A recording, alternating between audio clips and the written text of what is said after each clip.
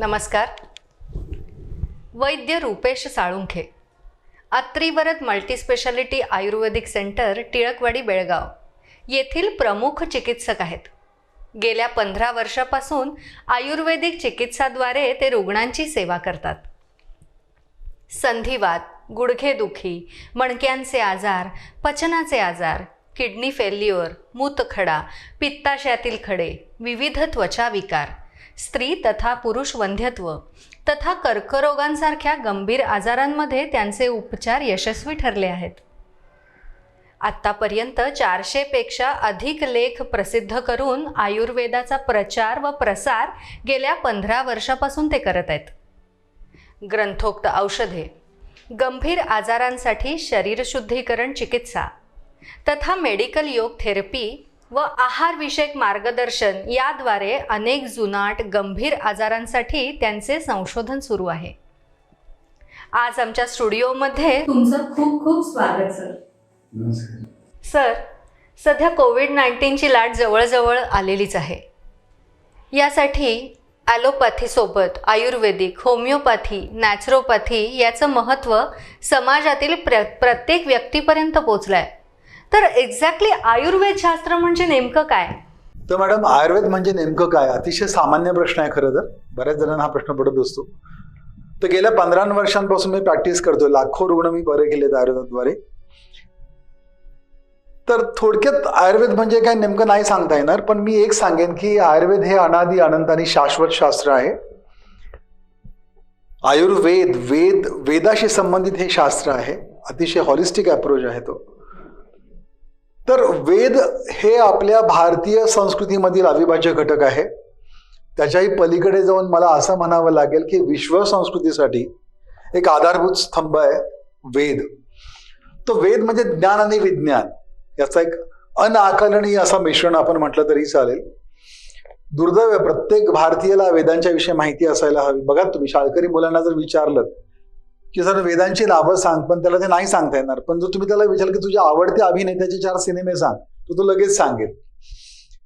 तर वेद, यजुर्वेद, ऋग्वेद, सामवेद आणि अथर्ववेद असे 4 वेद आहेत. आणि या वेदांचं साररूप की जे शरीरशास्त्राद्वारे आपल्या शरीरातील वेगवेगळ्या व्याधींना किंवा मानसिक विकारांना बरं करण्याचं सामर्थ्य ठेवतं, ज्याचं अस्तित्व गेल्या 10,000 वर्षांपासून आहे, असं एक अतिशय महत्वाचं शास्त्र म्हणजे आयुर्वेद. ऋग्वेद जो ऋचांच्या स्वरूपात आहे आणि ज्याच्यामध्ये आपल्याला सूर्यचिकित्सा किंवा जलचिकित्सा, अग्निचिकित्सा, वायुचिकित्सा, त्याच्याबरोबर विषचिकित्सा आणि ऋग्वेदामध्ये मॅडम कृमींच्या विषयी सुद्धा सांगितलेलं आहे. म्हणजे कृमी in the sense bacterias, फंगाय, viruses. तर 10,000 वर्षांपूर्वी आपल्या ऋग्वेदाला माहिती होतं की कुठल्या प्रकारचे कृमी असू शकतात. यजुर्वेद जो आहे की तो एस्पेशली औषधी गुणधर्म, त्यांचे शरीरावर होणारे परिणाम आणि त्यांचा चिकित्सेमधला उपयोग याच्याविषयी खरं तर तो यजुर्वेद सांगत असतो, आपल्याला माहिती. सामवेद हा खरं मंत्रांवर आधारित आहे. मंत्र म्हणजे मनावर आणि शरीरावर कार्यकारी असणारी एक अशी स्पंदनरूप चिकित्सा की ज्याच्याद्वारे शरीरातील आणि मानसिक विकार हे पूर्णपणे बरे होऊ शकतात. त्याला मंत्र असं म्हणतात. आणि मग शेवटचा आहे तो अथर्ववेद. आयुर्वेदाला अथर्वणी चिकित्सा असं संबोधलं जातं खरं तर. तर अथर्ववेदामध्ये रोग उत्पन्न करणारी कारणं कोणती आहेत, त्याच्यामुळे व्याधी उत्पत्ती कशी घडते, शरीरामध्ये बदल कोणते घडतात, शरीरामध्ये दोष वाढतात म्हणजे नेमकी कोणती लक्षणं उत्पन्न होतात, त्याच्या निराकरणासाठी औषधं कोणती असावीत, त्यासोबत वैद्यांचे गुण कोणते असावेत, औषधांचे गुण कोणते असावेत, औषधांचे सेवन काल कोणते, शरीर क्षमता वाढविणारे घटक कोणते किंवा व्याधी बल कशामुळे वाढतं, व्याधी प्रतिरोधक क्षमता किंवा व्याधी प्रतिरोधक शक्ती ही कुठल्या घटकांवर अवलंबून असते, ह्याचं सांगोपांगी माहिती देणारं शास्त्र म्हणजे आयुर्वेद की जे अथर्ववेदाचं उपांग आहे. तर मी थोडक्यात असं म्हणेन की एक आयुर्वेदिक हे परिपूर्ण चिकित्सा शास्त्र की ज्याद्वारे आपल्याला शारीरिक आणि मानसिक विकार हे व्यवस्थित नियंत्रित करू शकतो. तर सर, हे आयुर्वेदिक चिकित्सा शास्त्र आहे ते एक परिपूर्ण चिकित्सा शास्त्र आहे हे आम्हाला समजलं. पण दैनंदिन जीवनात या शास्त्राचा नेमका कसा उपयोग होतो, काय सांगाल आमच्या प्रेक्षकांना? तर दैनंदिन जीवनात अर्थात उपयोग, जीवन म्हणजे जन्म आणि मृत्यू, त्याच्यामधला जो कालखंड असतो, जन्मापासून मृत्यूपर्यंतचा जो प्रवास असतो, आपण त्याला जीवन असं म्हणतो, स्पॅन ऑफ लाईफ. तर एकदा का ती व्यक्ती या सृष्टीत जन्माला आली की तिचा वेगवेगळ्या भावपदार्थांशी, वेगवेगळ्या घटकांशी संबंधित, आणि हे जे घटक आहेत या विश्वातले किंवा या सृष्टीतले, त्याचं खरं तर वर्गीकरण 4 पद्धतीने होतं. एक सुखकारक वस्तू, दुःखकारक वस्तू आणि हितकारक वस्तू आणि अहितकारक वस्तू. तर सुखकारक वस्तू म्हणजे अशा गोष्टी की ज्यांचा संपर्क आल्यानंतर मनामध्ये सुख उत्पन्न होईल. आता समजा मी तुम्हाला 1-2 गुलाबजाम सर्व केले, तर तुम्हाला गुलाबजाम आवडत असले मग नक्कीच तुमच्या मनामध्ये सुखाची भावना उत्पन्न होते, खावेसे वाटतात ते. पण नंतर तुम्हाला जर डायबिटीस असेल तर मग मी दिलेले गुलाबजाम हे तुमच्यासाठी अहितकारक आहेत, नॉन बेनिफिशियल. किंवा याच्या पलीकडे जाऊन मी असं म्हणेन की कडवट औषध, आपल्या सेंटरमध्ये ज्याला पेशंट्स येतात त्याला आपण एखाद्या व्याधीसाठी आपण कडवट औषधं देतो. कडू औषधं खात असताना त्या पेशंटच्या मनामध्ये द्वेष उत्पन्न होत असतो, तिटकारा निर्माण होत असतो. औषधं खाणं हे सहज त्याला पचनी नाही पडत, पण त्यातल्या असलेल्या आजारांसाठी, त्याच्या व्याधीसाठी अशी कडवट औषधं देणं हे त्याच्यासाठी हितकारक आहे. जरी त्याच्या मनामध्ये दुःख उत्पन्न करणारं असेल तरी त्याच्या शरीरातल्या दोषांसाठी ते हितकारक आहे. तर अशा स्वरूपात आपण प्रत्येक गोष्ट आपल्या अवतीभोवती जी आहे ती आपल्या शरीरासाठी सुख उत्पन्न करणारी आहे, त्याच्याबरोबर ती हितकारक आहे का, whether it is beneficial for our body elements or not, किंवा अहितकारक म्हणजे याचा अर्थ त्याच्यामुळे आपल्या शरीरातल्या किंवा मानस भावांना जर हानी होत असेल तर त्या वस्तूंना किंवा त्या घटकांना, त्या भावपदार्थांना आपण अहितकारक असं म्हणतो. आता सध्या वसंत ऋतू चालू आहे, साधारण चैत्र फाल्गुनापर्यंत वसंताचं प्राबल्य असतं. आणि वसंत ऋतूमध्ये आपल्याला माहिती आहे की वातावरणातली थोडीशी उष्णता वाढलेली असते. बघा तुम्ही संध्याकाळच्या वेळेला juice centres, in front of juice centres किंवा आईस्क्रीम पार्लर्स, तर या ठिकाणी तुम्हाला बरीचशी गर्दी सापडेल की ज्या वेळेला माणसाला आपसूक थंड पदार्थ खाण्याची इच्छा असते किंवा आईस्क्रीम खाण्यास किंवा लस्सी पिणं किंवा वेगवेगळ्या प्रकारच्या मिल्कशेक्स घेणं हे युजली दिसतं आपल्याला. तर घडतं काय, मुळात चैत्रामध्ये आपल्या शरीरामध्ये कफ वाढलेला असतो आणि तो वाढलेला कफ सर्दी, ताप, खोकला, दमा, श्वास लागणं किंवा छाती भरणं असे वेगवेगळे विकार उत्पन्न करतो. अशा वेळेला जर तुम्ही हे सगळे मिल्कशेक्स, कोल्ड्रिंक्स किंवा आईस्क्रीम सारखे पदार्थ जर खात राहिलात तर मग तुमच्या शरीरात वाढलेला कफ नक्कीच तुमच्या शरीरामध्ये वेगवेगळ्या कफाच्या विकारांना आमंत्रण देत असतो. एखाद्या आजारी व्यक्तीला कडवट औषधं घेणं तितकंसं पचनी पडत नाही, पण त्याच्यासाठी ते हितकारक आहे म्हणून त्यांना घ्यावं. किंवा सकाळी उठणं बऱ्याच जणांना आवडत नाही, सकाळची जी साखर झोप असते ती बऱ्याच जणांना खूप प्रिय असते. पण घडतं काय मॅडम, तुम्ही जर समजा ब्राह्म मुहूर्ते उत्तिष्ठ म्हणजे साधारण सकाळी 4-4:30च्या दरम्यान रोज उठायचा प्रयत्न केला तर more than 70% diseases we can prevent. आपल्या आयुष्यात असणारे 70% आजार आपण नक्की टाळू शकतो. घडतं काय, सकाळी लवकर उठणं हे त्रासदायक वाटतं बऱ्याच जणांना, म्हणजे ते दुःखकारक आहे, पण त्याच्यामुळे तुमच्या शरीरातले आजार बरे होत आहेत, शरीरातले दोषधातू मलांचं साम्य व्यवस्थित टिकवलं जातं. तर अशा वेळेला ही हितकारक असणारी गोष्ट प्रत्येकाने अवलंब करायला हवा. खरं तर अशा स्वरूपात हे आयुर्वेद दैनंदिन जीवनात आपल्याला मार्गदर्शन करत असतं. सर, आयुर्वेद शास्त्राचं नेमकं प्रयोजन काय? तर सोपी सुरक्षित चिकित्सा या संकल्पनेखाली खरं तर मी असं म्हणेन प्रत्येक शास्त्र आपापल्या पद्धतीने प्रयत्न करत आहे. तर कुठल्याही आजाराची लक्षणं कमी करणं, लक्षणांच्या सोबत शरीराचं बल वाढवणं किंवा आपण जी औषधं रुग्णाला देतोय त्याची चव चांगली असणं, त्याचे गंध चांगले असणं, तर अशा वेगवेगळ्या पद्धतीनं सगळ्या चिकित्साशास्त्र काम करत आहेत. याच्या पलीकडे जाऊन खरं तर आयुर्वेदात एक मूळ प्रयोजन आहे, ते म्हणजे स्वस्थस्य स्वास्थ्य रक्षणम. म्हणजे एखादी निरोगी व्यक्ती जर असेल तर त्या व्यक्तीचं स्वास्थ्य शेवटच्या श्वासापर्यंत अबाधित कसं राहील याच्याविषयी सांगोपांग माहिती देण्याचा प्रयत्न खरं तर आयुर्वेद करत असतं. Madam, you won't believe, if we consider epidemiology किंवा प्रिव्हॅलन्स ऑफ अ डिसीज, तर बघा तुम्ही, घरटी एक व्यक्ती ही आज हायपरथायरॉइडची अंडर असते.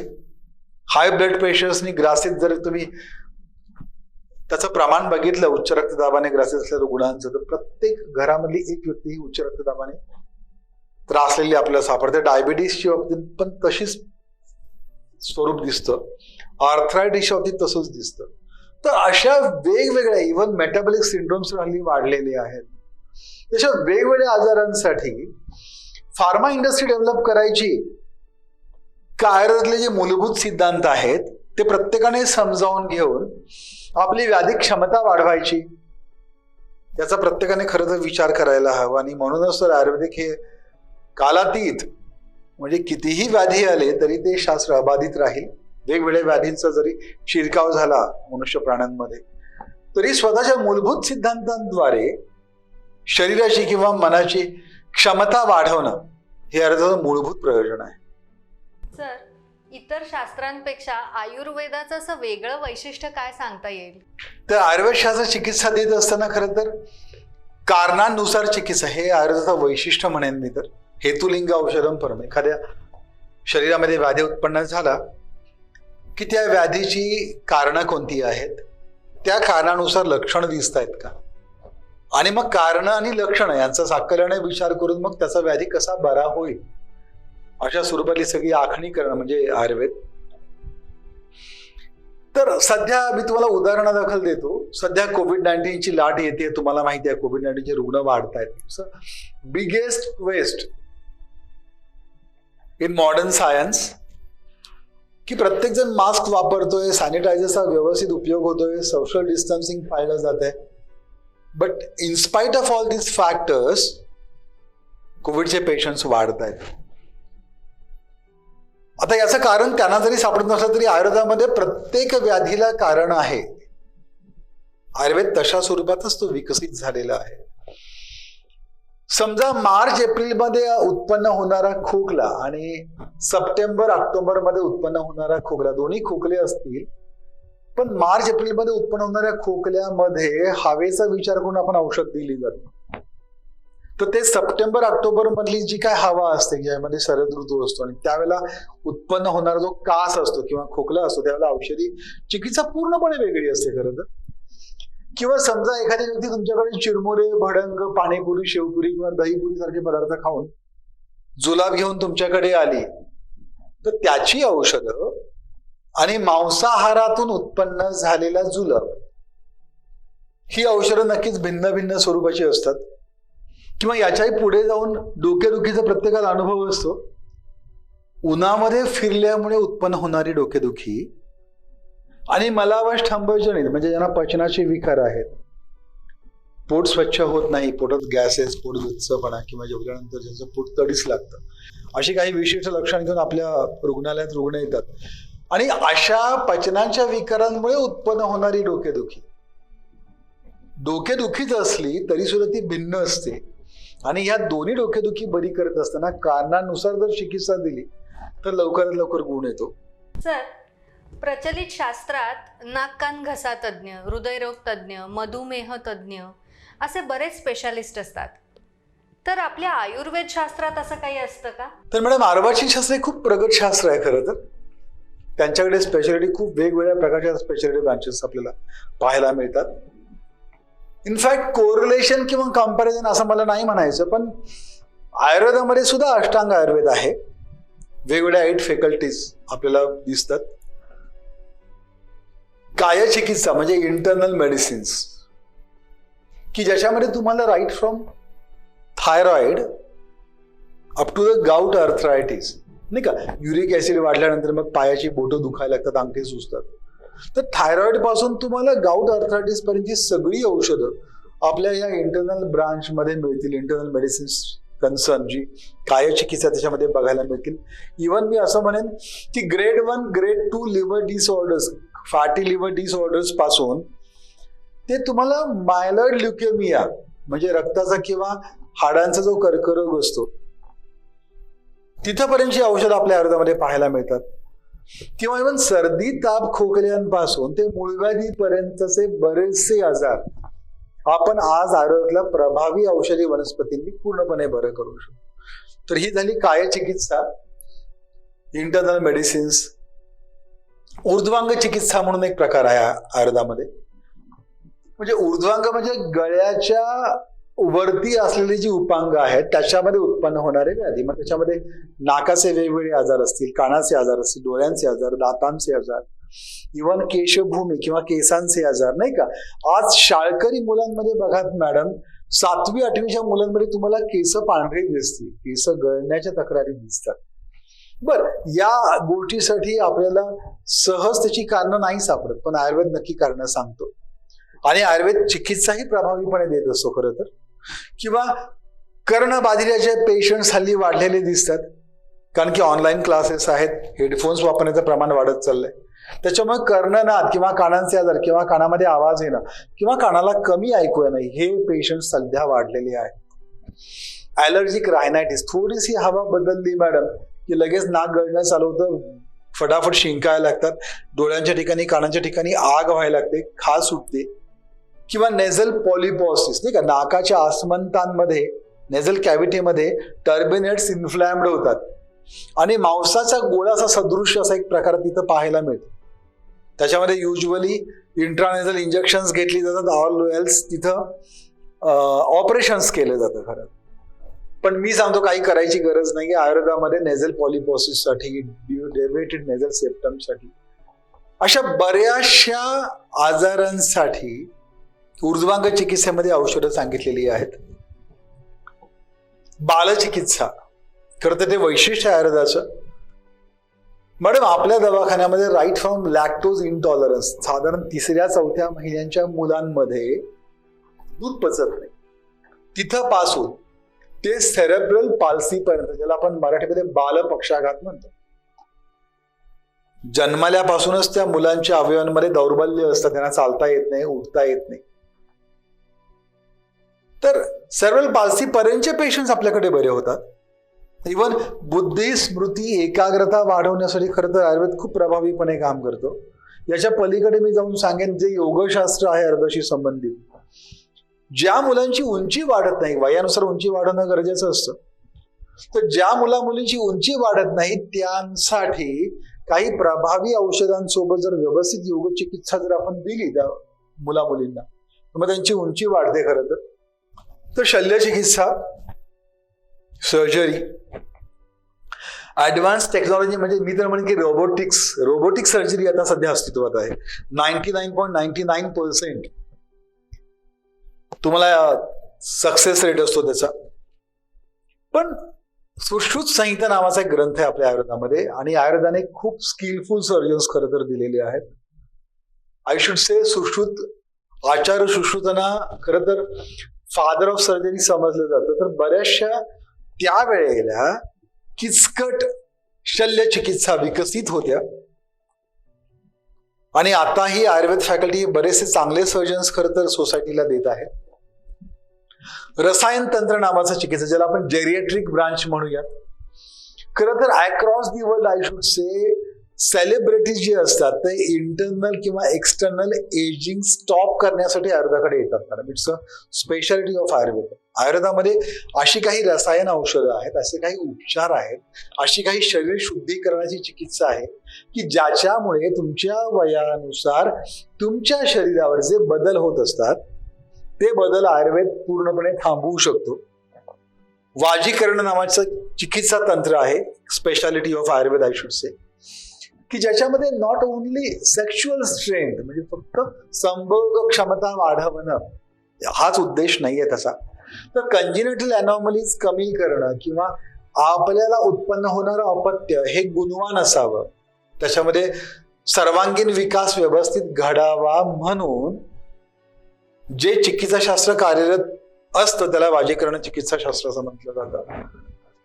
त्याच्या पुढे जाऊन विषचिकित्सा. आपल्याला माहिती आहे आता सध्या रासायनिक औषधांचा वापर, खतांचा वापर, कीटकनाशकांचा वापर, इव्हन पोल्ट्री फार्मिंग किंवा गोट फार्मिंग मध्ये जे हार्मोन्स दिले जाते, दी वोंट बिलीव्ह, असले मीठ किंवा असल्या प्रकारचं चिकन ज्यावेळेला एखादी व्यक्ती आपल्या भोजनामध्ये सातत्याने ठेवते त्यावेळेला त्याच्या शरीरातले हार्मोन डिस्टर्ब होतात आणि मग त्याला वेगवेगळे आजार पाहायला मिळतात. तर इन शॉर्ट हे जे इफेक्ट्स पाहायला मिळतात त्याला आयुर्वेद विष स्वरूपातली लक्षणं असं बघत असतो. आणि विषतंत्रातली वापरलेली औषधं जी आहेत ती जर अशा व्याधींसाठी, म्हणजे आपल्याकडे आमवाताचे पेशंट्स येतात, सोरायसिसचे पेशंट्स येतात, त्याच्यानंतर वेगवेगळ्या प्रकारचे संधिवाताचे पेशंट्स येत असतात, किंवा त्वचा विकार, आपल्या शरीरावर नकळत झालेला जो विषारी परिणाम असतो तो हवेतून असेल, पाण्यातून असेल, किंवा जमिनीमध्ये वेगवेगळ्या प्रकारचे रासायनिक खतं दिल्यामुळे जमिनीवर जो झालेला परिणाम असतो आणि त्याचा परिणाम मग आपल्या त्वचेवर दिसायला लागतो. तर अशा पद्धतीनं जे त्वचेवर झालेले विषाक्त परिणाम असतात ते सुद्धा बरं करण्याचं सामर्थ्य आयुर्वेद ठेवतो. तर आयुर्वेदाच्या स्वतःच्या काही स्पेशालिटी आहेत आणि त्याचा उपयोग प्रत्येकाने खरं तर करून घ्यायला हवा. सर, सध्या कोविड-19ची दुसरी लाट आलेलीच आहे. रुग्णांची संख्याही वाढत आहे. बऱ्याच औषधांचे दुष्परिणाम आपल्यासमोर येत आहेत. तर या सगळ्यातून आयुर्वेदातून काय मदत होईल नागरिकांना किंवा पेशंट्सना, आपण काय सांगाल? मॅडम, कोविड-19च्या बाबतीत बोलायचं झालं तर ॲज अ प्रिव्हेंटिव्ह मेजर तो आता आपल्यापर्यंत पोहोचू नये म्हणून आयुर्वेद तर व्यवस्थित कार्य करतोच आहे. पण त्याबरोबर मी सांगेन, 1 वर्ष होते जवळजवळ लॉकडाऊनला, मी माझा अनुभव सांगतो. आमच्या दवाखान्यामध्ये कुठलाही compounder without mask, without sanitisation, बरेचसे पेशंट्स कोविड-19चे येऊन गेले, बरेही झाले. त्यांच्यासोबत इतरही पेशंट्स आले, ते सुद्धा बरे झाले. तर हा एक विषाणू आहे, जसा सार्स येऊन गेला, जसा मर्स आला, जसा स्वाईन फ्लू असतो मॅम, राईट, तशाच पद्धतीनं हा एक विषाणूजन्य आजार आहे. सर्दी, ताप, खोकला हे याचं प्राथमिक स्वरूप असतं. तो विषाणू हे याच्या आधी नव्हते का? तो विषाणू म्हणजे अतिशय सूक्ष्म व्याधी उत्पन्न करणारा घटक की ज्याचं अस्तित्व पृथ्वीच्या उत्पत्तीपासून आहे. म्हणजे इव्हन मनुष्य, पशु, पक्षी, कृमी, कीटक यांच्या उत्पत्तीपूर्वीपासून विषाणू आपल्या सभोवताली आहे. तो आता आहे, याच्या आधीही होता आणि याच्या नंतरही राहणार आहे. फक्त त्या विषाणूंचं कालपरत्वे पर्यावरणातील बदलानुसार किंवा प्रदूषणानुसार आपण म्हणूयात, त्याच्यामध्ये सततची म्युटेशनची प्रक्रिया चालू असते. त्याच्यामुळे तोच विषाणू वेगवेगळे रूप धारण करून तुमच्या समोर ठाण मांडून असतो. अशा वेळेला त्या विषाणूंसाठी औषधं शोधणं जास्त योग्य का? तो विषाणू आपल्या शरीरापर्यंत पोहोचू नये म्हणून आपली जीवनशैली बदलणं योग्य, याचा प्रत्येकाने खरं तर विचार करायला हवा. विषाणू आज जो आहे तो अजून 2-3 वर्षांत वेगळ्या पद्धतीने तुमच्या स्वरूपात तुमच्या समोर येणार आहे. तर विषाणूंना तुम्ही अजिबात थांबवू शकत नाही. तर जीवनशैली बदलणं म्हणजे lifestyle modifications. Now number of metabolic syndromes are well corrected by lifestyle modifications. आता हे समजायला लागले प्रत्येकाला की आपण आपल्या जीवनशैलीमध्ये बदल करणं गरजेचं आहे, त्याच्याशिवाय आपण आपलं व्याधी क्षमता विकसित करू शकत नाही. तर याचाच म्हणजे हे जे स्वरूप आहे खरं तर दिनचर्या आणि ऋतुचर्याचं विकसित स्वरूप आपण म्हणूया. दिनचर्या म्हणजे दैनंदिन जीवनात तुम्ही कसं राहायला हवं, तुमचं खाणं पिणं वागणं कशा पद्धतीनं असायला हवं, याला दिनचर्या असं म्हणतात. म्हणजे इव्हन आता दिनचर्येमध्ये लिहिलंय ब्राह्ममुहूर्ते उत्तिष्ठ, पहाटे 4-4:30 पर्यंत प्रत्येकाने उठावं. त्याच्यामुळे बऱ्याचशा आजारांपासून तुमचं आपोआपच नैसर्गिक संरक्षण होतं. इव्हन मी असं म्हणेन मॅडम, म्हणजे परवाच नोबल दिलं गेलं खरं तर बायोलॉजिकल क्लॉक. दिवसभरामध्ये आपल्या शरीरामध्ये कोणते बदल होतात आणि त्याच्यानुसार आपण आपलं राहणीमान कसं ठेवायला हवं या विषयावर खरं तर ते नोबल दिलं गेलंय. तर सकाळी तुम्ही उठल्यानंतर ऑटोमॅटिकली तुमच्या शरीरातल्या सिम्पॅथेटिक पॅरासिम्पॅथेटिक सिस्टीम हे ऍक्टिव्ह राहतात. बरेचशा आजारांपासून तुमचं आपोआपच संरक्षण होतं. दंत धावण्यासाठी काही विशिष्ट औषधी वनस्पती सांगितलेत. मग ते उंबर आहे, आघाडा आहे, कडुनिंबाच्या साली आहेत किंवा खदिराच्या साली आहेत किंवा खदिरेच्या बारक्या काड्या आहेत. तर यामुळे घडतं काय की तुम्ही ज्याला या काड्या दंत धावण्यासाठी वापरायला लागतात त्याला ऑटोमॅटिकली तुमच्या नाकात तुमच्या घशातल्या अंतःत्वचेवर जे विषाणू असतात त्या विषाणूपासून तुमचं संरक्षण होतं. तर दंत धावण्याबरोबर अंजन चिकित्सा आहे. काही विशिष्ट जी डोळ्यांसाठी हितकर औषधी वनस्पती असतात त्या वनस्पतींपासून सिद्ध केलेली अंजन किंवा काजळ डोळ्यामध्ये घातल्यानंतर बऱ्याचशा व्याधींपासून आपलं संरक्षण होतं. कर्णपूरण चिकित्सा आहे. रोज सकाळी उठल्यानंतर दोन्ही कानांमध्ये थोडंसं औषधाने सिद्ध केलेलं तेल घालावं, त्याच्यामुळे कर्णेंद्रिय अबाधित राहतात. किंवा कवल आणि गंडूस चिकित्सा आहे. काही विशिष्ट औषध द्रव्यांनी सिद्ध केलेले काढे, मग त्याच्यामध्ये काही विशिष्ट स्वरूपातला मध किंवा सैंधव अशी काही विशिष्ट औषध द्रव्य घालून त्याची चूळ ही तोंडामध्ये पकडली जाते, काही वेळा पुरती पकडली जाते आणि मग घडतं काहीतरी. अशाच चूळ पकडल्यामुळे तुमच्या दातांचं आरोग्य चांगलं राहतं, तुमचा लालास्राव चांगला राहतो. शिवाय जे वेगवेगळ्या प्रकारचे विषाणू तुमच्या घशावर घाला घालायचा प्रयत्न करत असतात त्यांच्यापासून तुमचं नकळत संरक्षण घडत असतं. तर आयुर्वेदामधल्या ज्या ह्या छोट्या छोट्या गोष्टी दैनंदिन जीवनामध्ये सांगितलेल्या आहेत त्या पुढच्या 50 वर्षांमध्ये फार गरजेच्या होणार आहेत. याच्याकडे दुर्लक्ष करून चालणार नाही. तर दैनंदिन जीवनामध्ये या सगळ्या गोष्टी जशा आपण लक्षात घेत असतो तशाच बरोबर ऋतुचर्या नावाचा एक प्रकार आहे की कुठल्या ऋतूमध्ये काय घ्यावं, आपला आहार व्यवहार कसा असावा. कारण की त्या ऋतूमध्ये आपल्या शरीरामध्ये विविध बदल घडत असतात, शरीरातले दोष वाढत असतात, त्या दोषांची लक्षणं दिसत असतात आणि त्या लक्षणांना आळा घालण्यासाठी शरीर शुद्धीकरण चिकित्सा ती त्या ऋतूमध्ये प्रत्येकाने करायला हवी, नाही का. आता सध्या वसंत आहे. वसंतामध्ये नैसर्गिकरित्या शरीरामधला कफ वाढतो, परिणामी सर्दी, ताप, खोकला, दमा, छाती भरणं असले वेगवेगळे आजार किंवा अंग जड होणं, सतत झापड येणं किंवा आळस निर्माण होणं, सारखं झोपावं वाटणं अशी वेगवेगळी लक्षणं प्रत्येकाला जाणवतात चैत्रात आणि वैशाखात. अशा वेळेला तुम्ही तुमचं खाणं पिणं वागणं हे ऋतुचर्येनुसार ठरवायला हवं. प्रत्येकाने गरम पाण्याने आंघोळ करायला हवी. रोजच्या रोज शक्ती सापेक्ष व्यायाम करायला हवा. शक्ती अप्रोक्ष व्यायाम केला की तुम्हाला मग थकायला होतं, तुम्हाला दमायला होतं. अंगाला आंघोळीच्या वेळेला उटणी लावायला हवी. उटणी म्हणजे विशिष्ट प्रकारची औषधद्रव्य आंघोळीच्या अगोदर रगडली जातात आपल्या त्वचेवर. मग त्याच्यामुळे घडतं काय तर या उटण्यांमध्ये अशा औषधी वनस्पतींचा अंतर्भाव असतो की ज्या ऍज अ व्हायरस रिपेलंट काम करतात. या विषाणूंचे तुमच्या शरीरावर अजिबात परिणाम होणार नाहीत जर हे असल्या प्रकारचे अभ्यंगासाठी जर आपण उटणी वापरली तर. त्याच्यासोबत तुम्ही सकाळच्या न्याहारीच्या वेळेला हे इडली वडा किंवा डोसा असले पदार्थ खाण्याऐवजी या ऋतूमध्ये मस्तपैकी तुपात भाजलेल्या भाताची पेज किंवा मुगाडाळीचं कढण किंवा मुगाचे लाडू किंवा शेवयाचा सांजा असले पदार्थ म्हणजे जे सहज पचतील. कारण की या ऋतूमध्ये अग्नी मंद असते. तुमची आहारण शक्ती म्हणजे अन्न घेण्याची क्षमता आणि अन्न पचवण्याची क्षमता थोडीशी मंद झालेली असते. याचा विचार करून आपण आपला ब्रेकफास्ट ठेवायला हवा. दुपारच्या वेळेला जेवणामध्ये 2 घास कमी खायला हवेत नाही. तुम्ही जर पोट भरून जेवलं तर मग तुमचं पोट गच्च होणार. वेगवेगळ्या आजारांसाठी तुमचं शरीर हे त्याला एक base it is making an comfort zone I should say. जर तुम्ही तुमच्या अग्नीचा विचार न करता तुमचा आहार व्यवहार ठेवलात तर दुपारी वामकुक्षी घ्यायला हवी. संध्याकाळचं जेवण शक्यतो कमी करायला हवं. एकंदरीत ऋतुचर्येमध्ये कोणता ऋतू आहे त्या ऋतूचा आपल्या शरीरावर काय परिणाम होतोय आणि हे आपल्याला लगेच जाणवल्यानंतर मग तज्ञांच्या मार्गदर्शनाखाली आपण आपली जीवनशैली बदलायला हवी. तर अशा पद्धतीनं आपण असल्या वेगवेगळ्या महामारींपासून स्वतःचा बचाव करू शकतो. फक्त त्याच्यासाठी जीवनशैली बदलणं हे मात्र आपण आपल्या अंगवळणी किंवा आपल्या पचनी पडून घ्यायला हवं. सर, आजच्या भागामध्ये आयुर्वेद म्हणजे नेमकं काय किंवा त्याचं वैशिष्ट्य काय, आयुर्वेदाच्या बऱ्याच ब्रांचेस कोणत्या, आयुर्वेदामुळे बरेच गंभीर आजार कसे बरे होतात, अशा वेगवेगळ्या प्रश्नांची उत्तरं मला नक्की मिळाली आणि माझी खात्री आहे आपल्या प्रेक्षकांनाही ती मिळालीच असते.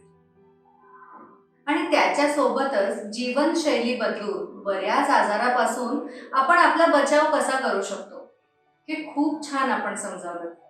त्याबद्दल आपले मनःपूर्वक आभार. धन्यवाद सर.